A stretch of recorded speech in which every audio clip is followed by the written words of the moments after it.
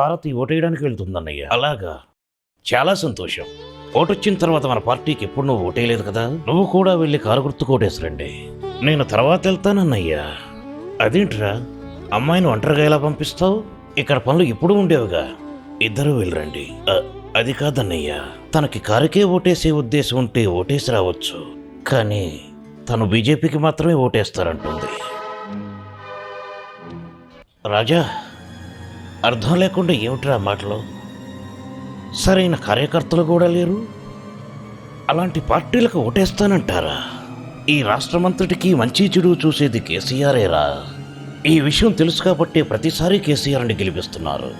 మీకు అనుమానం ఉంటే గత ఎన్నికల్లో మెజారిటీ చెక్ చేసుకోవాలి, కానీ ఓటు వృధా చేయకూడదు. ఒక్క విషయం గుర్తుపెట్టుకోరా, కారు గెలిస్తేనే మంచి జరుగుతుంది, ఆ పార్టీ వస్తేనే న్యాయం జరుగుతుంది. ఇంకే పార్టీకి వేసినా మళ్ళీ మొదటికి వస్తుంది. తన ఇంట్లో పెరిగిన పిల్ల కేసీఆర్ పథకాల గురించి తెలుసుండకపోవచ్చు. అలాంటప్పుడు తనకు వివరించి చెప్పాల్సిన బాధ్యత మనది. అర్థం చేసుకునే వాళ్ళకి చెప్పొచ్చు అన్నయ్యా, అర్థం చేసుకునే వాళ్ళకి ఏం చెప్పినా ప్రయోజనం ఉండదు. అందుకే ఈ ఓటొద్దని నిర్ణయించుకున్నాను. నిర్ణయం తీసేసుకున్నాను అన్నమాట.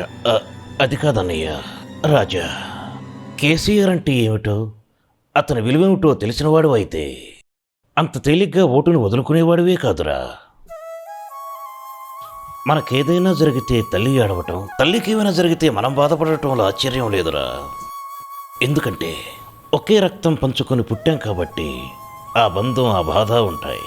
కానీ పార్టీని పెట్టి ఉద్యమాన్ని నడిపించి తెలంగాణ కోసమే రాత్రి పగలు కష్టపడి సర్వం మనకు అర్పించి సర్వస్వం మనమే అనుకుని మనకేమన్నా అయితే విలవిలలాడతాడు. అదేరా కేసీఆర్ అంటే. కేంద్రం సపోర్టు లేకుండా రాష్ట్రం అభివృద్ధి చెందిందంటే ఆ గొప్పదనం ఢిల్లీ వాడిది కాదురా, కేసీఆర్ది. ఎందుకంటే నమ్మకంతో మనమేసిన ప్రతి ఓటుకి జీవితాంతం సేవలు చేస్తున్నాడు కాబట్టి. టీఆర్ఎస్ నిప్పు లాంటిది, దాని విలువ తెలుసుకుని మసలుకుంటే దీపమై జీవితాంతం వెలుగునిస్తుంది. అదే వేరే పార్టీకి అవకాశం ఇస్తే నిన్ను, ఈ తెలంగాణను కూడా అమ్మేస్తుంది. అందుకే కారుకే ఓటేయాలరా. అలానే అన్నయ్య. Very good.